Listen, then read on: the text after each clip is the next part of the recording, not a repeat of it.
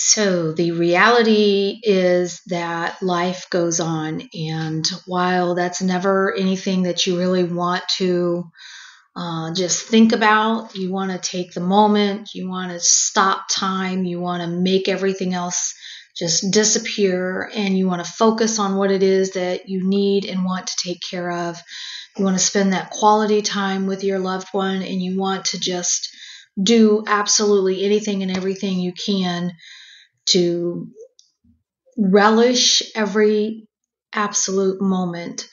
The reality is that you do have to go on, and I still have work. She still has things that need to be taken care of. We're still trying to learn our way through what's happening, what can we do, what can we control, what do we need to let go of.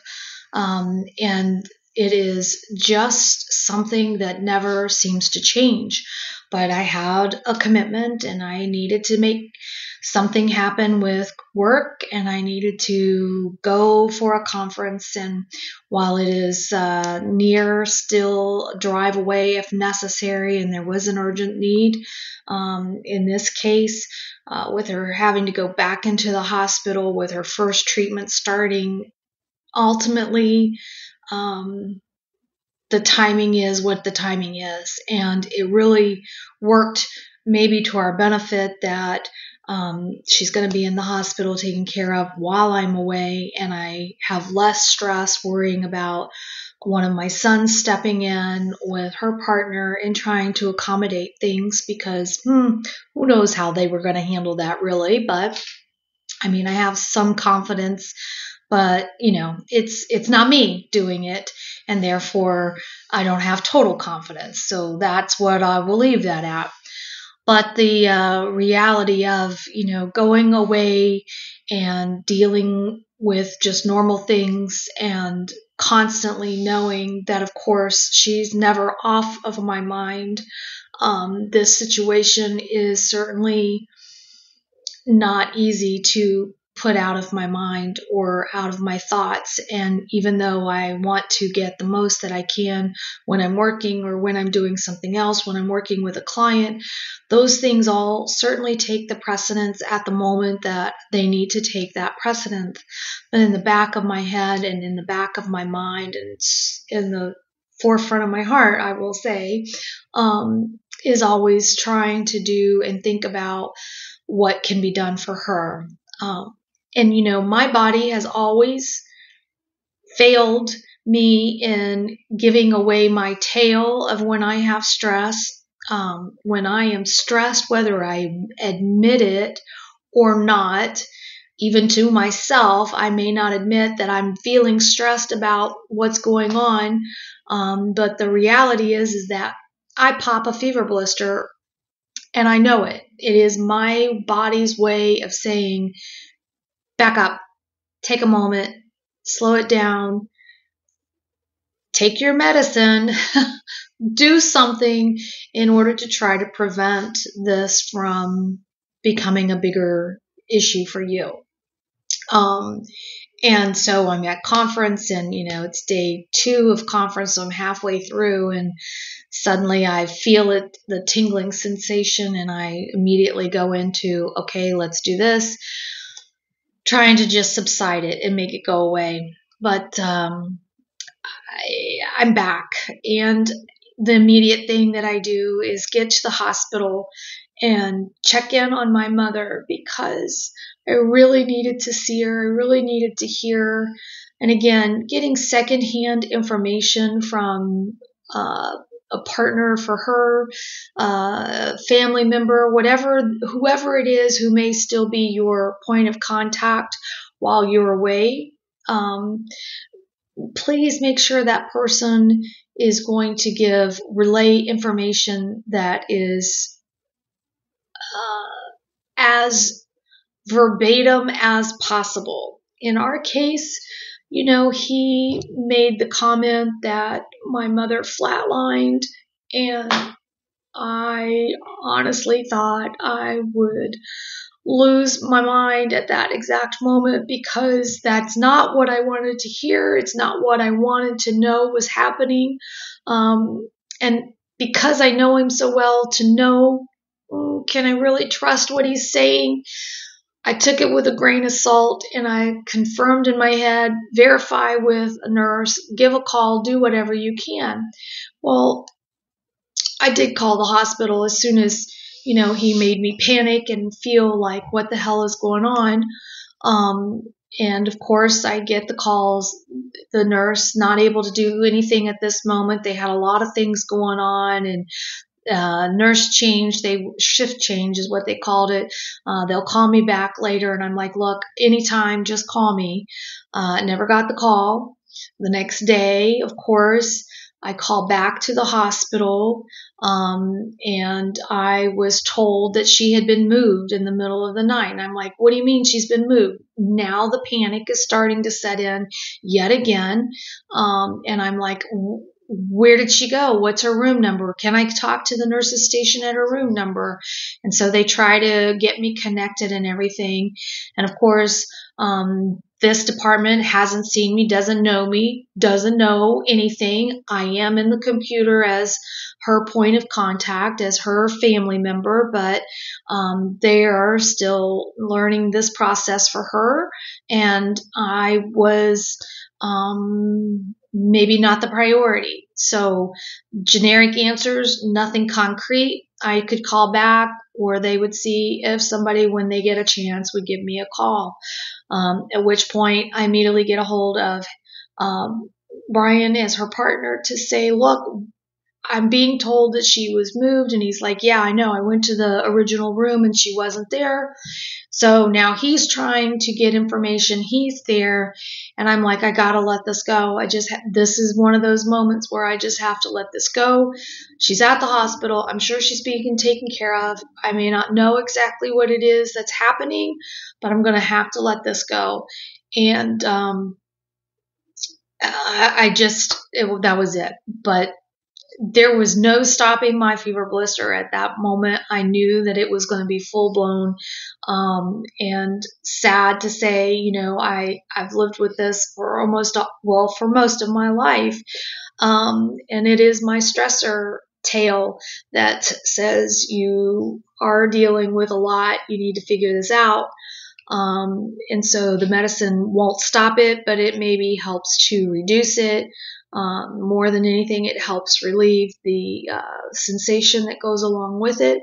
But I'm popping these left and right, and trying to just make something different happen. And it's like you start looking at the clock and wondering, should I go home early? Do I need to leave? Am I just going to trust the system? Am I just going to put it over into God's hands and say, I know that this is going to be okay? And really just have the hope, the faith, the prayers that everybody is giving is really what helps. And so I let it go and get through the rest of this conference and do it. So anyway, conference is over and I drive back, do the things that I need to do, but head straight to the hospital. And it's like, I felt like I was rushing in like a mad woman, trying to figure out, where is my mom? What do I need to do? What do I need to know? Who needs to know who I am so they'll answer my questions? And you get stopped in your track because you see your family member, your loved one. I see my mom in the bed, and I can tell from the way that she looked that she was uncomfortable, that it had been difficult for her. And more than anything, I saw that anxiety in her eyes and the concern that she was really worried. And at this point, it's all about, I need to give her confirmation. What's going on? What do you know? And how do you feel? And when was the last time anything medicine-wise or for pain? Are you in pain? You just go through the whole list of all of the things that you want to know now. Like, I see you, so now I need to know. Obviously, you aren't in the condition that you were in when you came back into the hospital, when I last saw you, when I left. Like, the last time I saw you, there was some ease of knowing that it's fluid on the lungs, let's get it taken care of. And now where are we at? What have we done? And finally, a nurse did come in and did try to answer all of the questions that I was throwing at her, respectfully, trying to get, a handle on all of this. And she was very patient and great at answering those questions, and also seeing that I was trying to reassure my mother and give her that it's okay. Look, this is easy. We can deal with this. We know about this. We know what it means to not be getting enough oxygen. We know what it means to have fluid on the lungs, and we can take care of these things. Like, you just had chemo. I was worried that you were having a reaction to that, or that there was something else that's going on. You had a blood transfusion. I was worried that your body was throwing that out. I mean, there are bigger things that we could be having going on that we aren't talking about. So while it's easy to say it's not as critical, it's maybe an easier answer we're just having to work through, it is still something that I knew that it was concerning for her. And so I wasn't going to get the answers that I wanted in the evening. I knew that I would be back there today. And, calling my aunt in order to give her an update. I don't feel comfortable in giving updates until I really understand or know what is going on, until I've talked with and gotten that update to be able to provide it. If things are still along the same way and nothing else has been changed, then, there's not really an update to give. But I also I know how I responded when I saw my mom last night, and I didn't want to pass that along. And so not at that moment. And today was a day to get over to the hospital, get not a second opinion, but certainly a second conversation with the healthcare providers, with a nurse or with a doctor or whatever I could do. And trying to time that doctor in the room is impossible. It doesn't matter if you go first thing in the morning and then something happens and they don't come until later. It does not matter. So this doctor that I was trying to hit was about mid-morning, they thought, normally. So I get over there between 10:30 and 11, and I've already missed him. I mean, he was gone. So I did ask for, the nurse to see if she could reach out, have him call me, do something, stop back by. I'll go meet him. I mean, whatever. I'm not going to stalk the guy, but I do want to know what's happening, and I want his input into things. And in the meantime, I got to see my mom, who take that back. I didn't get to see my mom. I walked into an empty room. Now, I know that that's because they had taken her to have her lungs drained, to get the lung drained. And so for that reason, I knew I was standing there trying to gather information, but my mom wasn't there in the room. So I didn't have that initial response. But now we're getting the process done that we knew we were waiting on to give her some relief and to allow that breathing to come back into a normal state and for her to feel better. And so sure enough, as soon as that gurney comes down the hall and I see her, I can tell her color is back in her face. She's already sassing and talking, which means that I know that she feels better. And they roll her into the room, and the first thing she's asking for is, I am hungry.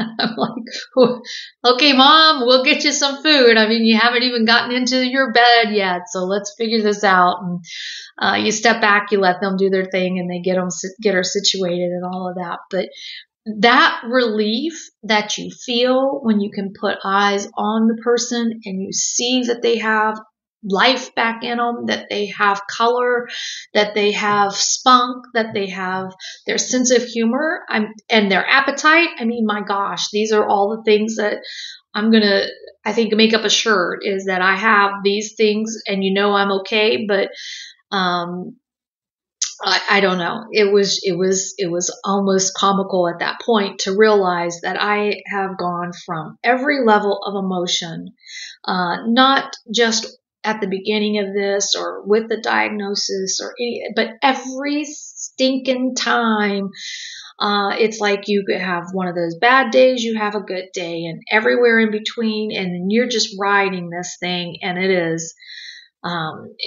it's just not all that you want to deal with at any given time, but you have to because you can't get off. Yeah, you have to stay on this ride. But when I say that my mother had requested Chick-fil-A, it's like, okay, well, I've got the app for that. It's not that far. I can go ahead and place the order.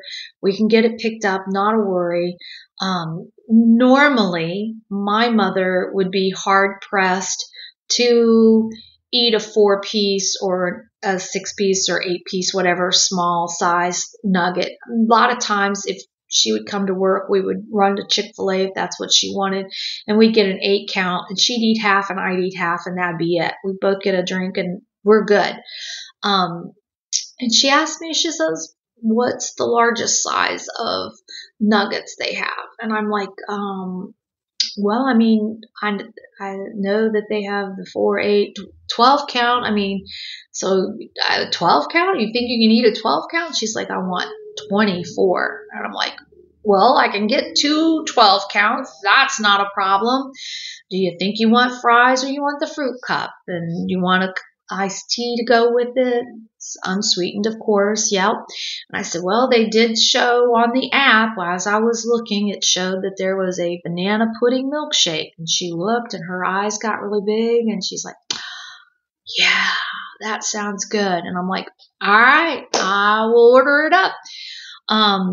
And I just can't tell you to watch her eat a box of 12 nuggets and the fries and she was drinking the shake and eating all of this. It was like, you just go for it, Mom. I mean, if you've got a healthy appetite and your appetite is 3 times what it used to be, good for you, because that'll mean that you start putting on a little bit of weight, and that is exactly what we want. We need you to start gaining back so that you can get some health and wellness again, so that you can have some stamina, so that your breathing capacity will be easier because you'll have more there.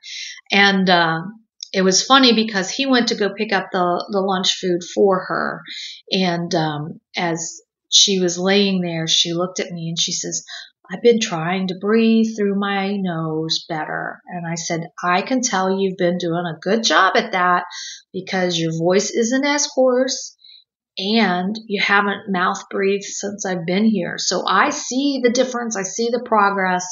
And that's a good job, Mom. Let's keep doing that.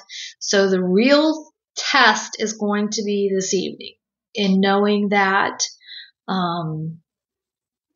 the lung has been drained, so the pressure has been relieved. She's been eating. Was going to take a good nap this afternoon. And tonight, so long as she's able to breathe on her own and not have any issue, that this additional machine, that is what brought in the concern of her not being able to breathe on her own, which someone might have misinterpreted as meaning that she flatlined. That machine is there as a need basis, and if she doesn't need it and her body is okay and her breathing is sufficient, then they can talk about discharging her back to home care so that I can take care of her, we can get her settled back, and we can see what progress we can start making again now. Through all of this is after her chemo treatment, after a transfusion, and this was her first chemotherapy treatment, and she honestly did so well that she didn't have the negative reactions. She didn't have the sickness. Doesn't mean it's going to go that way for the next time, but for this one, right now, I think the feeling of we're working towards progress is really what you want to hang that hope on. When you have the setback and something else comes up, COVID when she was in the hospital, now this breathing apparatus while it was just waiting on the lung to drain. Anything that's going to be new to deal with is going to feel like it's a setback and really discouraging. So it's super important to make sure that you're keeping a good understanding of what's going on and what is the seriousness and the level of that. I think that's maybe what I picked up more from the nursing staff and the doctors this go around was obviously they weren't calling me to say, hey, we have a situation, we need to know, how do you want us to proceed with this? They weren't calling me out of a distress. I was just looking for updates and I wasn't going to get that. Okay, I'll deal with it. But for now, realizing that this really isn't a big deal. You've got fluid on the lungs. We know what we need to do. We need to get it drained. We can now watch for those symptoms. We can now watch to monitor for anything. And today they said, it does make a difference on how she eats. If she eats laying down or drinks laying down, that is potential for having things go into the lungs and causing this type of situation or this buildup. So we want to watch all of the things. And I am not giving anybody any medical care, by the way. If you feel anything, you need to go to the doctor. And that is exactly what I told my aunt today. I can't tell you what's wrong with you. You have a doctor. You need to go see him. If you are not happy, if you are not comfortable, if you feel different than what you normally should feel, then you need to see a doctor because the quicker response that you make when you feel something that isn't right is probably going to be helpful for you as an individual. And in the case that you don't have a doctor, the case that you don't have insurance, the case that you have all of these other dynamics that may be overriding what you would normally do, you just have to kind of put all of that aside and say, I got to do what I want to do, which is to get better, to get seen, to get heard, and to understand that the hope you get from knowing that you're making progress is probably more beneficial to you than anything else. So I'm hopeful that she's going to have a good night, and I am determined that I'm going to catch that new doctor first thing in the morning, and then we will be able to decide how are we moving forward from that. And what else do I need to be doing? Because I unfortunately have yet another obligation that is coming up, and I know that I have to have things in place before I do that and before she comes home. And so now we're getting kind of used to all of this and knowing what's involved with it. So now it's time to be ahead of it and take those steps to be better prepared and more ready, and know that we're going to be in a better place for her so that she's in a better place. And so there we go. That is our update for now. Sorry, I know it seems like it's been all over the place, bouncing everywhere, but really sharing with you these things that come along and how it's not quick and easy or understood or anything like that. So patience is a virtue for a reason. And I can tell you that I probably don't have a lot of virtue a lot of the time, but I am definitely learning more things that I need to be better about. And I'm working on those things as best that I can, while I'm still doing all the other stuff. So I hope you have a great day. Thanks so much.